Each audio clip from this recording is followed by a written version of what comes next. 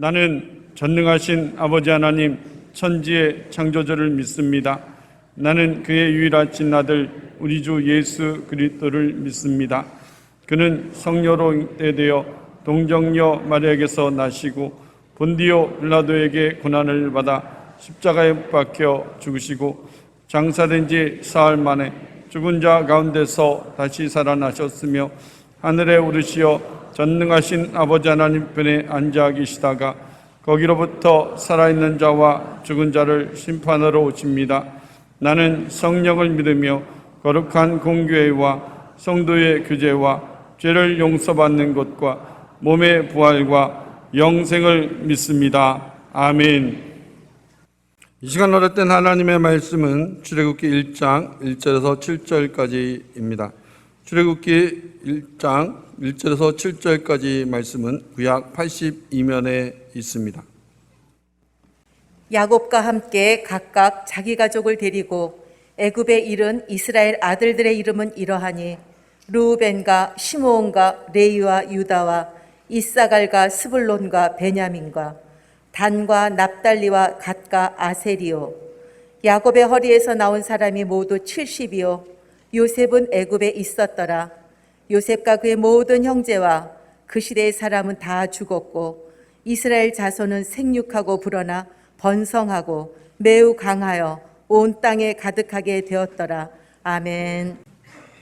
감사는 매우 수준 높은 인격입니다. 사람들이 이렇게 말을 합니다. 저 사람은 수준이 높아. 저 지역에서 사는 사람들은 수준이 높아. 이런 말들을 많이 합니다. 근데 수준 높다는 말이 대다수 사람들이 이렇게 생각합니다. 지적 수준이 높은 사람들을 수준 높다 그렇게 말하고, 지적 수준이 높든지 아니면 좋은 환경에 사는 사람들을 수준 높은 곳에서 산다 이렇게 말을 합니다. 그러나 절대 그렇지 않습니다. 수준이 높은 것은 저 사람이 감사할 수 있는 사람이면 그 사람이 수준이 높은 사람이요. 지성인이고 가진 건 많은데 감사하지 못하는 사람들이 얼마나 추한지 모릅니다. 감사는 우리가 수준을 높은 사람인가 아닌가를 그분의 인격을 측정하게 됩니다. 보통 우리가 수준이 높은 감사의 삶을 살아가고 있는 사람들은 이렇게 수준별로 감사할 줄 압니다. 하나는 현실의 조건이 내게 좋은 조건이 될 때 감사합니다. 그런데 그건 누구든지 감사할 수 있어요 이렇게 말하는 분이 계시지만 전혀 그렇지 않습니다. 아무리 조건이 잘 갖추어졌어도 감사하지 못하는 사람이 아주 허다합니다. 가정 안에서 내가 불편한 것이 없어도 감사하지 못하는 사람이 너무 많이 있습니다. 현실에 조건이 있다고 해서 감사를 다 하지 않습니다. 그런데 어떤 사람들은 현실에 조건이 좋으면 감사를 합니다. 또 두 번째는요, 감사가 훈련된 사람이 있습니다. 감사는 또 훈련을 반드시 어려서부터 시켜야 합니다. 우리 한국이 정말 수준 높은 민족이 되고 신앙인들이 수준 높은 신앙인이 되려면 입에 감사가 훈련돼서 입에 붙어 있어야만 합니다. 우리 신앙인들에게 있어서는 작은 것 하나도 감사를 가르칠 수 있는 자가 되어야 돼요. 여러분, 짐승도 감사를 가르치면 감사할 줄 알더라고. 강아지가요, 그렇게 가르치고 훈련하니까 음식을 주면 절대로 그냥 받지 않아요. 감사합니다. 우리 청소년들, 어린이들, 우리 또 젊은 사람들이요, 당연한 것으로 생각하고 밥 먹으면 안 되거든요. 밥상에 앉으면 이렇게 시작하는 게 수준 높은 사람인 거예요. 하나님 감사해요. 아버지 어머니 감사해요. 이 감사가 없는 얼마나 좋아요. 아침 식사하고 점심 식사하면서 우리가 감사는 마땅히 훈련해야 돼요. 왜 그렇게 영어 단어 하나를 가르치는 데는 정신을 못 차리는데 진짜 수준 높이는 감사는 왜 훈련을 안 시키냔 말이에요. 자식을 그렇게 키워서 못하겠냔 말이에요.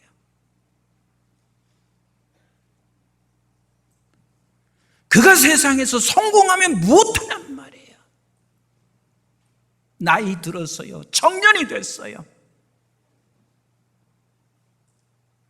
입에 감사라는 말은 한 번도 나오지 않아. 잘못 가르친 겁니다. 잘못된 겁니다. 감사는 훈련입니다. 제가 부천에 집회를 갔습니다. 근데 세상에요, 새벽, 오전, 저녁을 집회하는데 새벽, 오전, 저녁에 감사 봉투가요 강대상에 가득 차는데 그 교회 교인 수가 우리 교회 교인 수 됩니다. 가득 차. 새벽이든 오전이든 저녁이든 제가 너무 감동이 되는 거라. 어떻게 집회 시간마다 그렇게 감사 예물을 드릴 수가 있을까? 그래서 제가 목사님한테, 목사님 어떻게 훈련이 됐으면 이 교회는 새벽이든 아침이든 저녁이든 감사 예물이 이렇게 쌓입니까? 목사님이 이렇게 말씀하신 것을 제가 잊을 수 없습니다.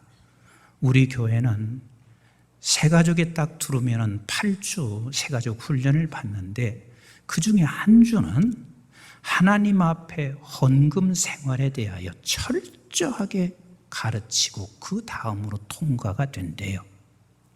근데 이분이 하시는 말씀이 이게 더 감동이 돼. 목사님, 우리 교회가 돈이 없습니까? 하나님이 돈이 없습니까? 돈이 없어서 그렇게 가르치는 게 아닙니다. 내가 평생 살아오면서 감사가 없는 성도는 절대 신앙이 자라지가 않더래. 감사가 없는 사람은 기본이 안 되더래. 거기는요, 장로님들이요, 매주마다 감사해요. 기본이 안 되더래. 그래서 그때 제가 하나님, 나는 잘못 가르치고 있습니다. 그리고 내가 정말 하나님 앞에 너무 죄송했습니다. 사람을 좋고 편하게만 하는 것이 아니라 실제 그렇거든요. 기본도 안 되는 사람들이 얼마나 지금 온 곳에 다 기본도 안 되는 사람이 지금 예배하고 있다고 생각해요. 감사는 수준이에요. 감사는 수준이에요. 내 손주나 자식이나 이거 훈련 안 되면 그가 의학을 하든 법학을 하든 세상에 어떤 것을 가지고 있어도 잘못 키운 거라니까요. 이거 훈련시켜야 돼. 근데 세 번째는요, 하나님의 자녀들에게 있어서는 우리 하나님 안에 있는 나는 현실을 감사로 해석하는 사람이 있습니다. 아주 수준 높은 사람이요. 하나님 안에 있는 사람은 현실을 감사로 해석해요. 감사로 해석하는 방법은 세 가지 방법이 있어요. 하나는 내 현실은 형편없어요. 어렵습니다. 그런데 하나님께서 말씀하시기를 감사해라, 감사해라, 그렇게 말씀하셔서 현실을 하나님의 말씀으로 해석해서 그냥 명령에 순종하여 감사합니다. 여러분, 고난이나 고통과 아픔이라는 것은요, 내 앞이 절벽과 같이 딱 막혀져 있는 거예요. 근데 그 절벽과 같이 막혀져 있는 절벽을 뭘로 뚫는 줄 아세요? 뚫는 것이 감사라는 총으로 뚫더라고. 감사라는 칼로 뚫더라고요. 현실은 지금 매우 어렵습니다. 미래가 지금 안 보여요. 그래서 절벽이에요. 그런데 이 절벽에 우리가 그 절벽 앞에서 하나님의 말씀으로 현실을 해석하는 거예요. 감사하라 했으니 감사해야 돼 하고 감사하는 순간 그 절벽을 칼로 도려낼 수도 있고 총으로 그 절벽을 무너뜨리는 그 순간 우리 하나님께서 우리에게 주시는 놀라운 평강을 체험할 수가 있습니다. 그렇습니다. 그 절벽만 우리가 무너뜨리고 보면 하나님이 주시는 그 엄청난 평강이 우리 모두에게 찾아오게 되어 있습니다. 또 하나, 현실을 감사로 해석하는 또 다른 방법이 있습니다. 사도 바울이 하나님께서 내게 주신 은혜가 너무 컸어요.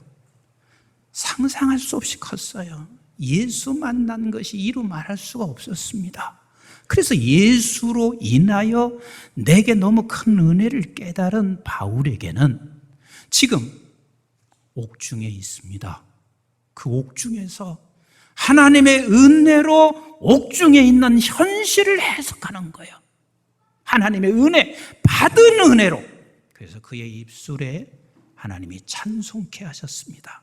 세상의 그 옥 안에서 어떻게 그게 찬송이 나올 수 있겠어요? 그러나 하나님께서 내게 주신, 하나님이 나와 함께 하시고 예수 그리스도께서 나를 위해서 생명을 내던지신 그 예수 그리스도의 사랑을 생각하며 오늘 감옥의 현실을 감사로 해석하고 찬송했더니 우리 하나님께서요 그 찬송을 받으시고 옥문이 열려지게 놀랍게 역사하시고 계십니다.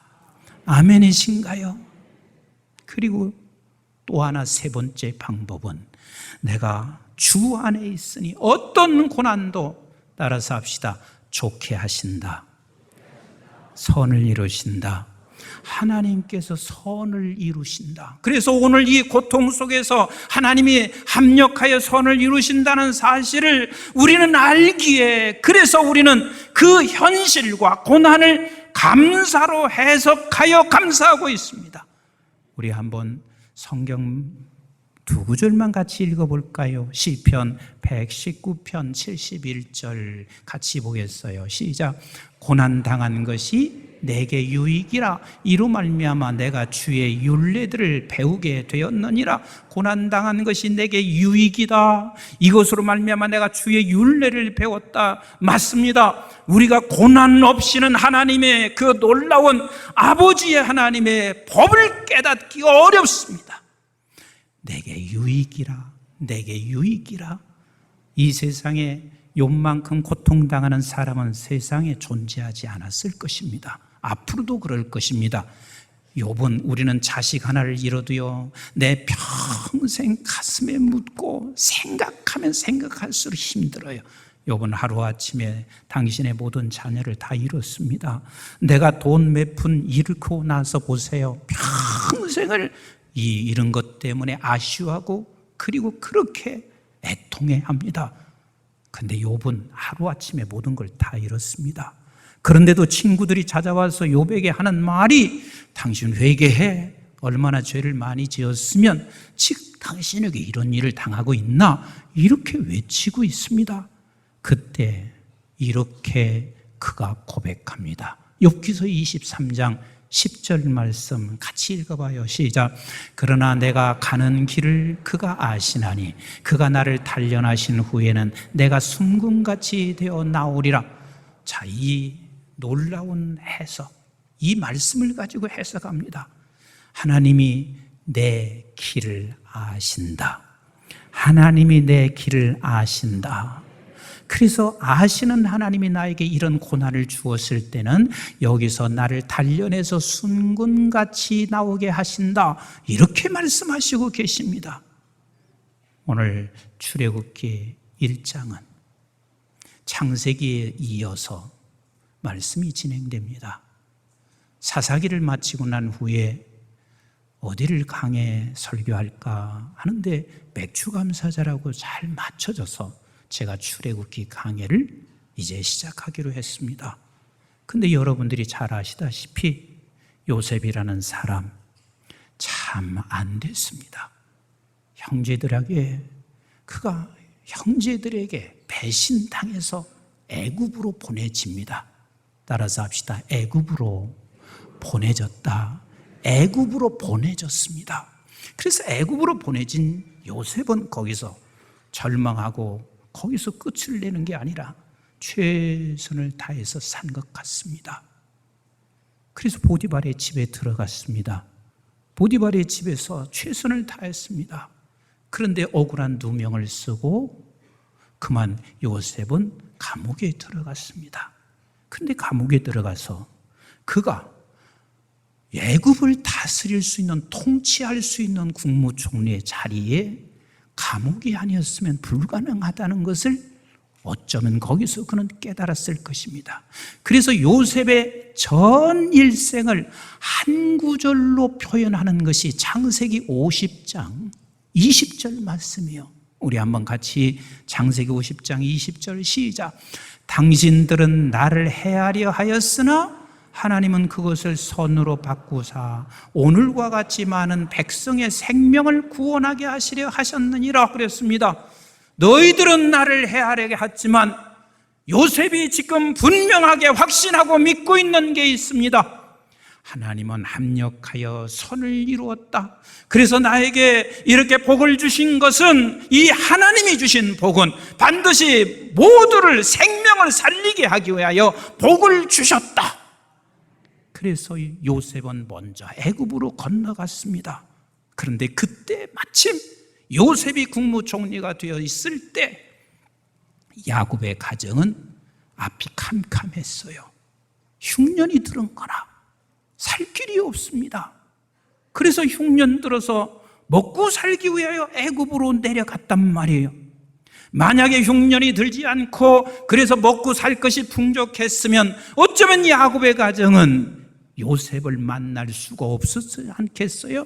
근데 흉년이 들었어요. 그래서 애굽으로 내려갔다가 그토록 내가 기다렸던 그 요셉이 죽었다고 했던 그 죽은 요셉을 만날 수가 있었어요. 그래서 거기에서 어마어마하게 하나님께서 은혜를 베풀어 주셨는데, 어떻게 은혜를 베풀어 줬는지 오늘 본문 5절과 7절 같이 한번 읽어보세요. 시작.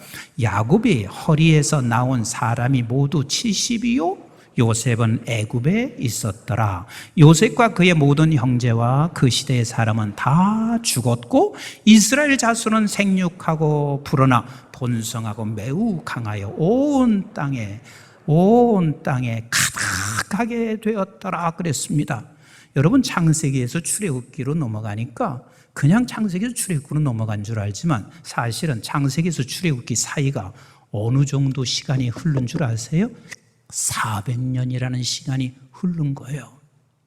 400년이라는 시간이 흘렀는데 70명이 가서 얼마나 많은 사람들이, 애굽에서 나올 무렵에 얼마나 많은 사람이 있었냐면, 나올 때 60만 대군이었으니까 60만에다가 6을 곱해보세요.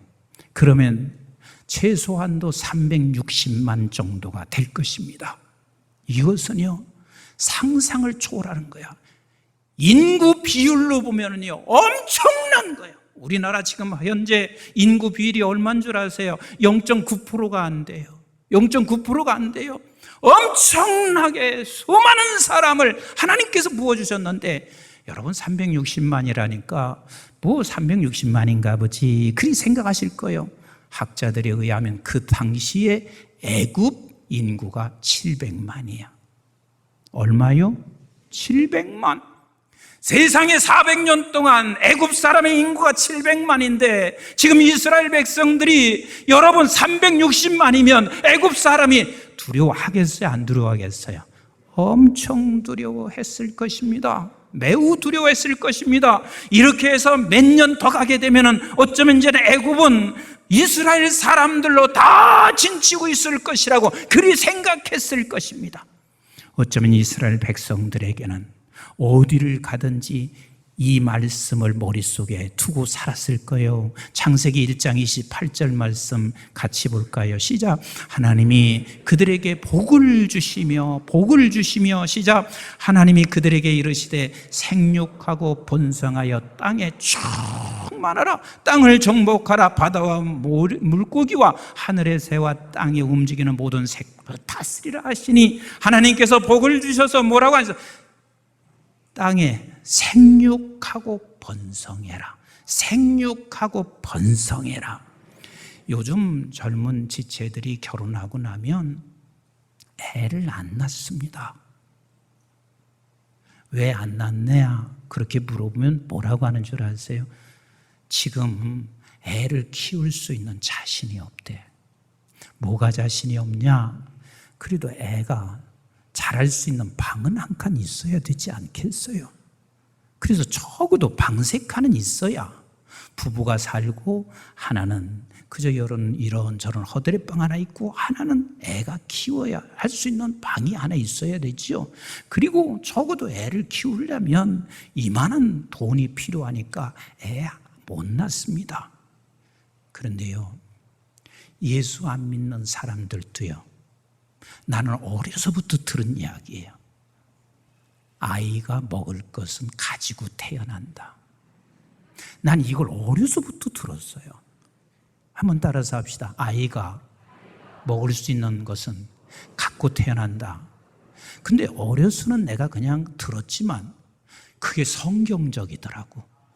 그게 틀림이 없더라고. 제가 그래서 오늘 젊은이들이 있고 그래서 이 얘기는 꼭 한번 짚고 넘어가야 돼. 제가 유학할 때 첫째를 낳았는데요, 그 첫째 낳을 때 2평짜리에서 살았습니다. 2평. 우리 젊은이도 2평. 그런데 하나님이 첫째 아이가 나야 평수를 늘려줄 것 같아. 진짜 그랬어요. 그래서 정말 힘든 상황인데 첫째 아이를 결심을 하고 기도했어요. 근데 첫째 아이가 낳고 나서, 이건 뭐 방송으로 나가니까 뭐 제가 조금 더 거짓말 못해요. 이 아이가 낳고 난 후에 영국의 보존 보호 건물이 385가 있었는데 그 건물은 굉장히 커요. 1층과 2층에 학장이 살고 3층은 내가 살게 됐어.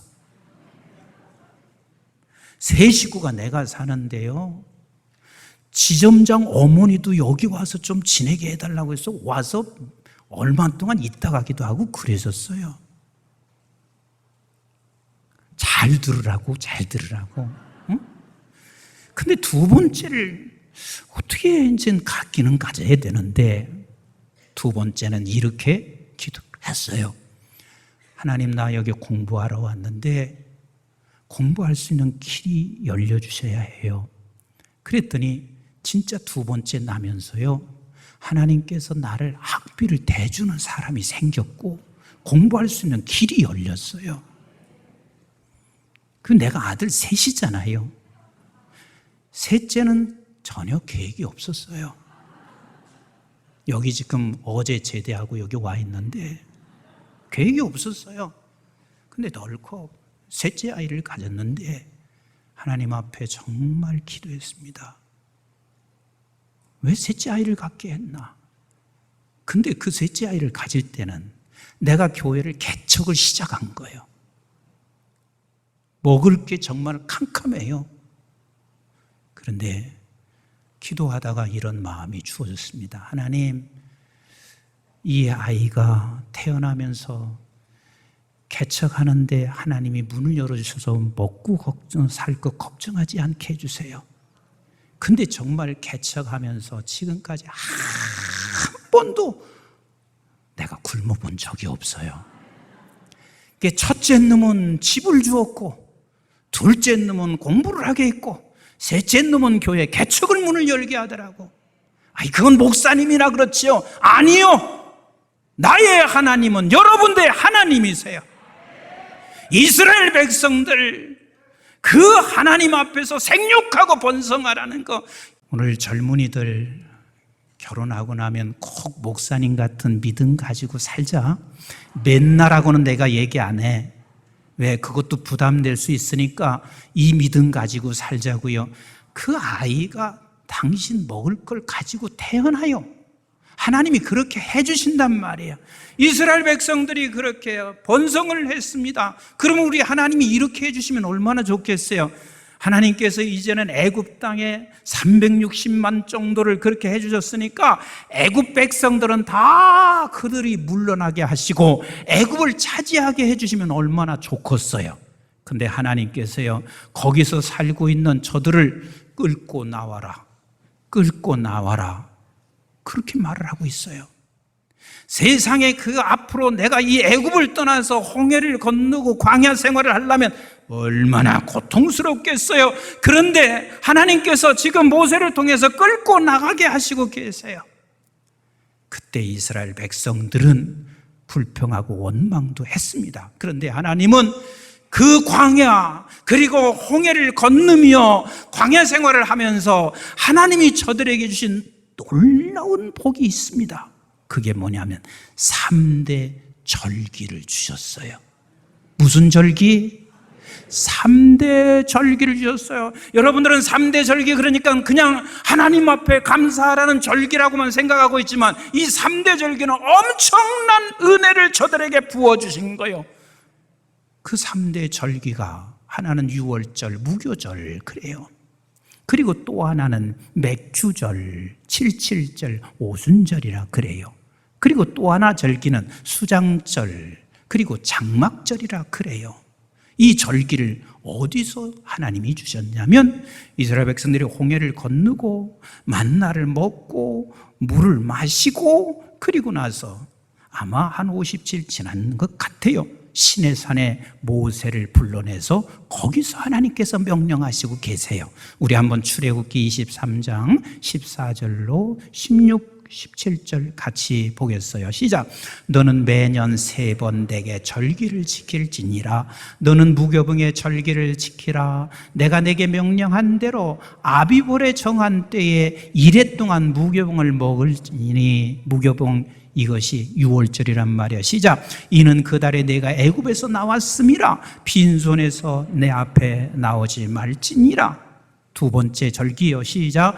맥주절을 지키라. 이는 네가 수고하여 밭에 뿌린 것에 첫 열매를 거둠이라. 수장절을 지키라. 세 번째 수장절이요. 시작. 이는 네가 수고하여 이룬 것을 연말에 밭에서부터 거두어 저장함이니라. 네 모든 남자는 매년 3번씩 주 여호와께 보일지니라. 이 세 절기를 주셨습니다. 그러면 이 세 절기가 어떤 의미를 가지고 있는 줄 아세요? 이스라엘 백성들은 어마어마한 경험을 했습니다. 그 어마어마한 경험이 뭐냐면 이 애굽에서 모두를 다 죽이는데 양의 피를 문 설주에 발라놓고 그 방 안에 있는 자들은 다 살려냈습니다. 그리고 홍해를 건너게 하셨습니다. 이것을 기념하여 유월절이라 그렇게 말하고 있습니다. 그런데 저와 여러분들이 예수 그리스도의 보혈의 피로 말미암아 그 안에 있는 자들에게는 구원함을 입으신 것을 믿으시면 아멘.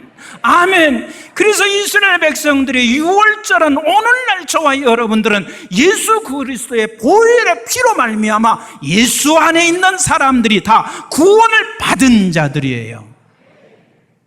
그 다음에 두 번째는 맥주절기예요. 맥주절. 여기서 맥주절은 여러분 시내산에서 하나님께서 3대 절기를 주시면서 맥주절을 그 의미가 뭔 줄 아세요?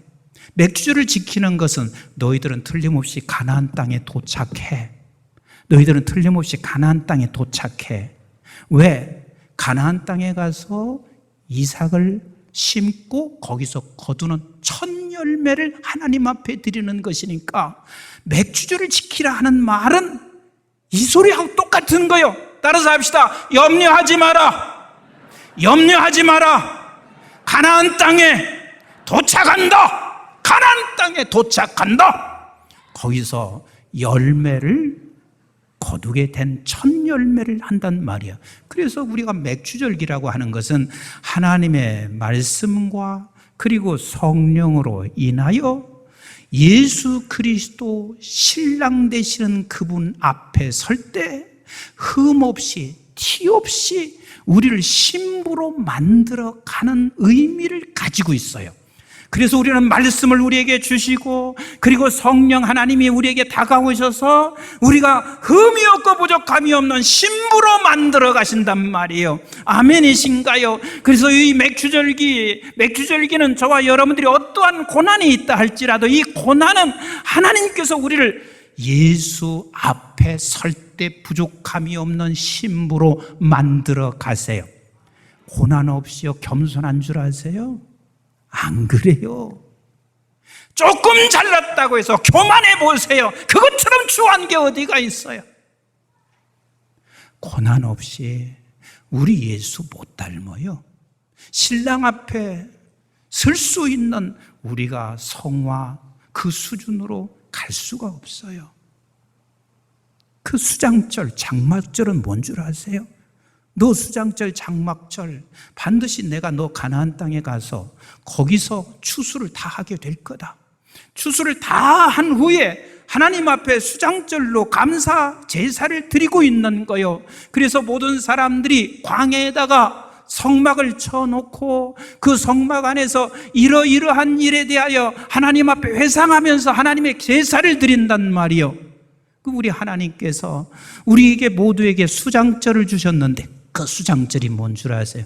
우리의 성도들에게는 반드시 끝이 있지만 그 끝은 따라서 합시다. 천국의 영원한 삶이 천국의 영원한 삶이 있습니다. 천국의 영원한 삶이 있습니다. 우리에게 하나님께서 유월절을 주신 것은 보혈의 피 묻은 보혈로 말미암아 예수 그리스도의 자녀가 돼서 우리는 하늘의 백성이 됐고 하늘의 백성 된 저와 여러분들은 맥주절기라는 것을 통하여 우리를 성화시켜가고 성숙시켜가는 것이며 그리고 유월절을 통하여 저와 여러분들은 반드시 다 본향인 천국으로 함께 가고 있단 말이에요.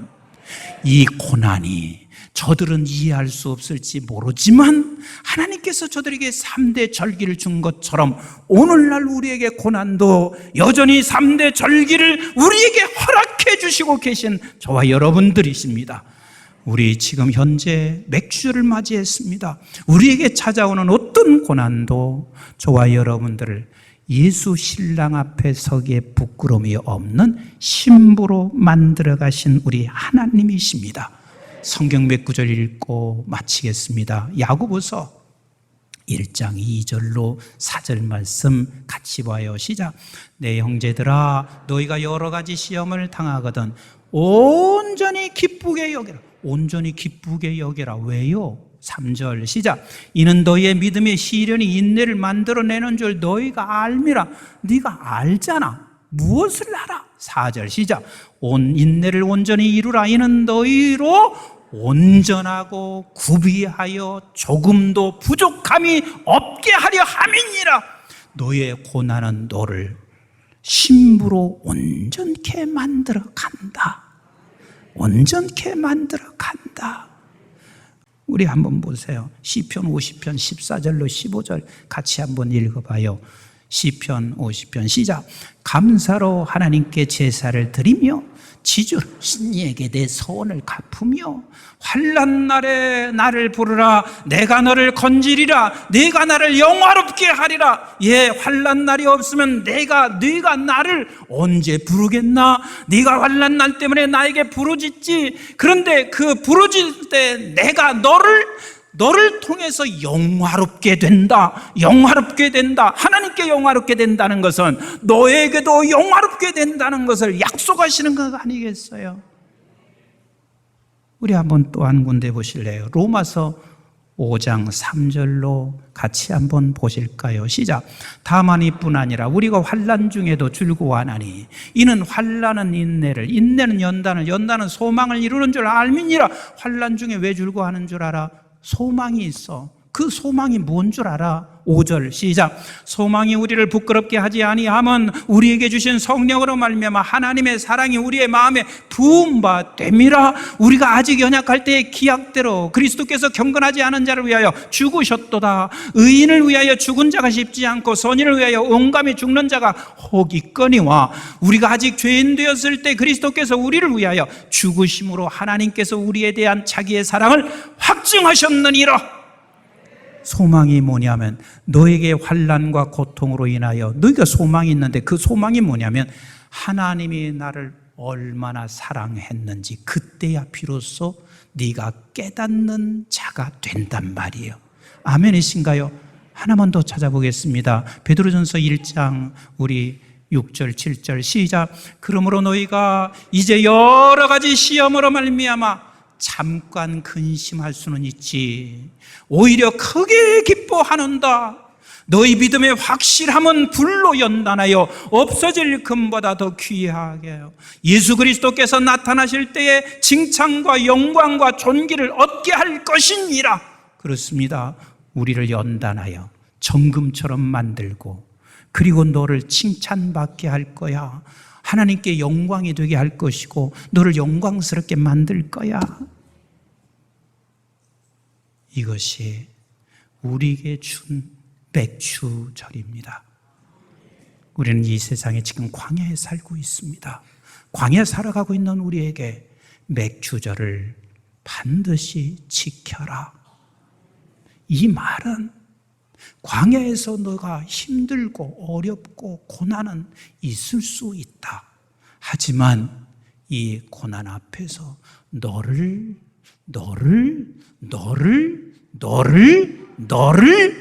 하나님의 신부, 예수의 신부답게 키워가는 줄 알고 이 수준 있는 감사가 있기를 우리 주님의 이름으로 축복합니다. 이 수준 있는 감사 있는 교회가 수준 있는 교회입니다.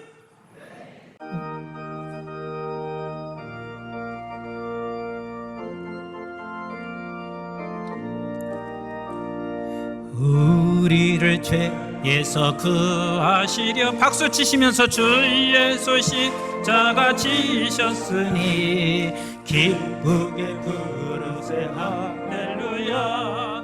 나 구원 얻었네 할렐루야. 찬송하세 찬송하세 주님 나를 구하셨네. 찬송하세 찬송하세 주가 구원하셨네. 우리를 주께서 구했으니 이전에 행하던 악한 일과 주하고 더러운 모든 죄를 온전히 버렸네. 할렐루야. 찬송하세 찬송하세 주님 나를 구하셨네. 찬송하세 찬송하세 주가 구원하셨네. 나 지금 죄에서 사함받아 거룩한 백성이 되었으니 이 육신 장막을 벗을 때도 겁날 것 없겠네. 할렐루야. 찬송하세 찬송하세 주님 나를 구하셨네. 찬송하세 찬송하세 주가 구원하셨네. 같이 일어나셔서 우리가 이 세상 떠날 때에 예수의 손목을 굳게 잡고 영원히 즐거운 천국에서 주 함께 살겠네. 할렐루야. 찬송하세 찬송하세 주님 나를 구하셨네. 찬송하세 찬송하세 주가 구원하셨네. 다시 한번 찬송하세 찬송하세 찬송하세 주님 나를 구하셨네. 찬송하세 찬송하세 주가 구원하셨네.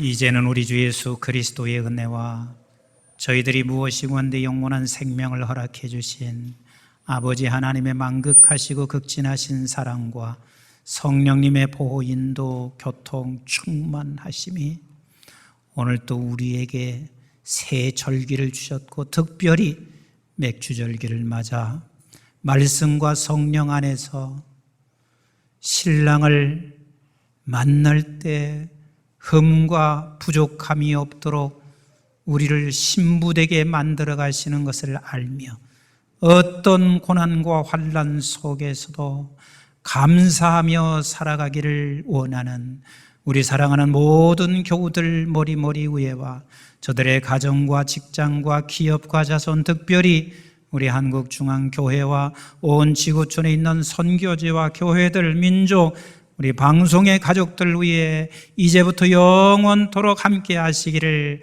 주님 이름 받들어 간절히 축원하옵나이다. 아멘.